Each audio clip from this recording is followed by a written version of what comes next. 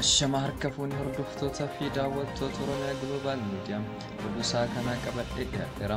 Oduu waliinaan ibsaa gadaatiin. Dura dursuun oduu hangafoota. Paartiin haarawaan paartii sochii bilisummaa Oromoo jedhamuun beekamuun Oromiyaa keessatti akka dorgomu dubbateera.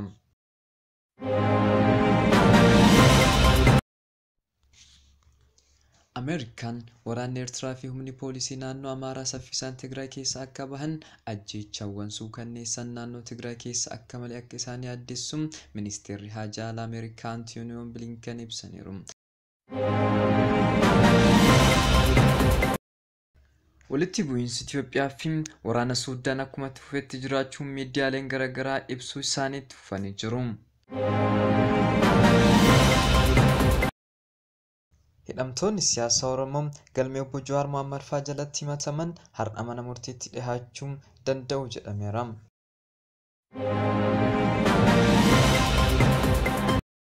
Loltoonni Tigraay naannoo eegsistoonni Itoophiyaa biyyatti deebi'uudhaan lubbuu isaaniitiif sodaataniiti jedhameera.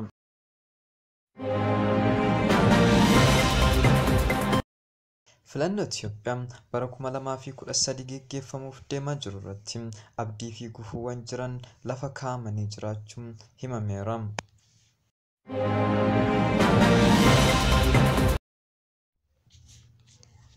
Doonaald Tiraamp sagalee Riippaabilikaanotaa waan addaan qooduuf karoora paartii haaraa jalqabuu hin qabu jedhaniiru. Konfiraansii warra aadaa cimsaan koonzervaatii Filooriidaatti taa'ame irratti. Amma oduu tokkoon Paartiin Haaroftiin sochii bilisummaa Oromoo Oromiyaa keessatti akka dorgomu ibsa baaseera. Paartileen Oromoo filannoo guutuu biyyaa waxabajjii dhufu geggeeffamutti hirmaatu. Inni afuraffaan sochii bilisummaa Oromoo jedhama. Erga hundeeffamee waggaa 2 hin guunne jedhu dura ta'an paartichaa obbo Darajjee Baqqalaa Guddata. Qophii fi komii paartiin kun kan ibsan obbo Darajjeen mootummaa irraa dhiibbannoo irra ga'uun filannoof qophii tokkoyyuu gochaa hin jiru jedhaniiru. Paartiin badhaadhinaa kana irratti deebii kenneen paartiin obbo Darajjee fa'aa jiraachuu yoo hin beeknu jedhee dubbateera.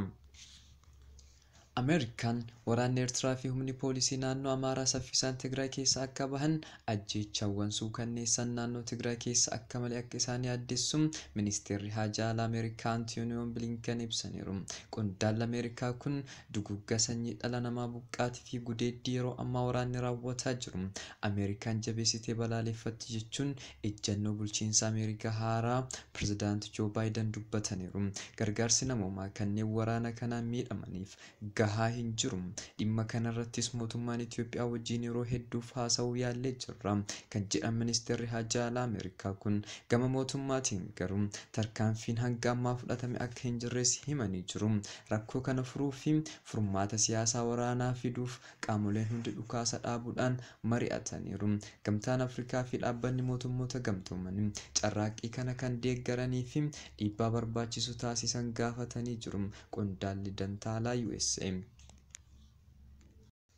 Guyyaa har'aa waraana Itoophiyaa fi Suudaan gidduutti lolli meeshaalee gurguddaa fi jeettiiwwan waraanaatiin deeggaramee adeemsifamaa oolee jira. Suudaan iddoo Barakaat, Alfaashaaqaa fi iddoo biraas dabalatee gara daangaa 110 kiiloomeetira ta'u qabachuun isaa ibsamee jira. Hidhamtoonni siyaasaa Oromoo galmee obbo Jawaar Mohaammed jalatti himataman har'a mana murtiitti dhiyaachuun maddeen keenya himanii jiru. Jawaar Mohaammed fa'aa har'a mana murtiitti kan dhiyaatan erga lagannaa nyaataa eegalanii guyyaa 33 booda wayita ta'uun haalli fayyaa isaanii sadarkaa sodaachisaa fi yaachisaa irra yeroo gahe ta'uun beekameera.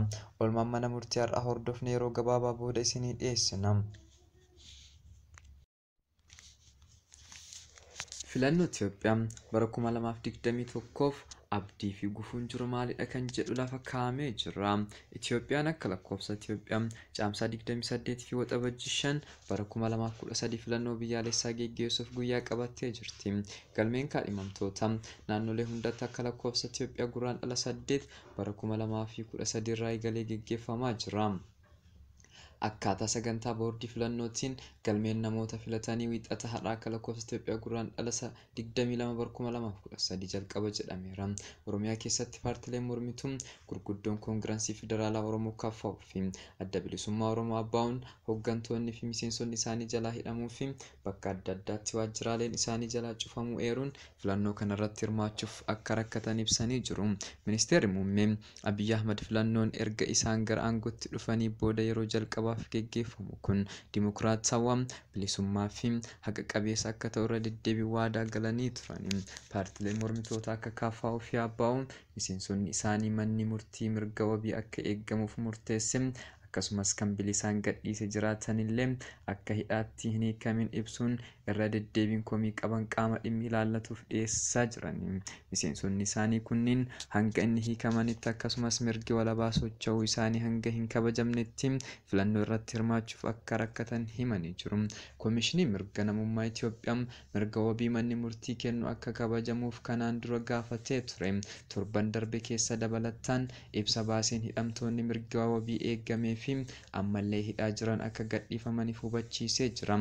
Koomishinii mirga namummaa Itoophiyaa Daani'eel Baqqanaa dhimma kana ilaalchisee Oromiyaa keessatti ajaja manni murtii kabajamuu dhabu yeroodhaan gara yerootti dabalaa dhufe baay'ee yaaddessaa waan ta'eef furmaata atamtamaa barbaadaa jiraachuun ibsameera.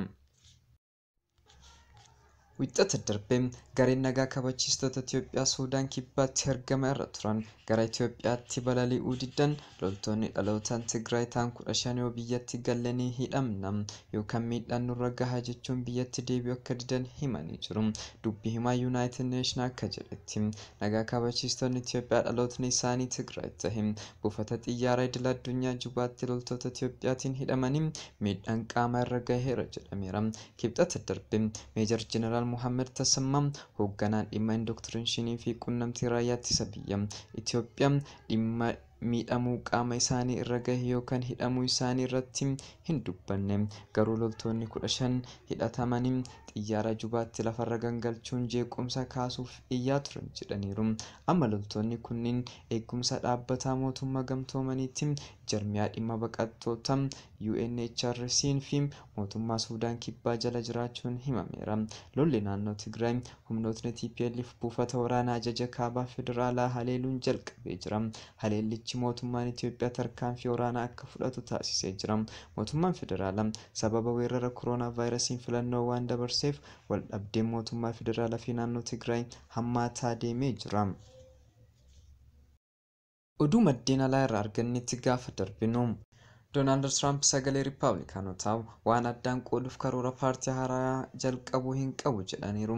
Konfiraansii warra aadaa cimsaan koonzervaatii Filooriidaatti ta'ame irratti erga Joo Baayiden pirezidaantii ta'anii dubbii yeroo jalqabaatiif dubbatan irratti bara 2024 irraa deebiin pirezidaantummaaf akka dorgomuu danda'an akeekaniiru.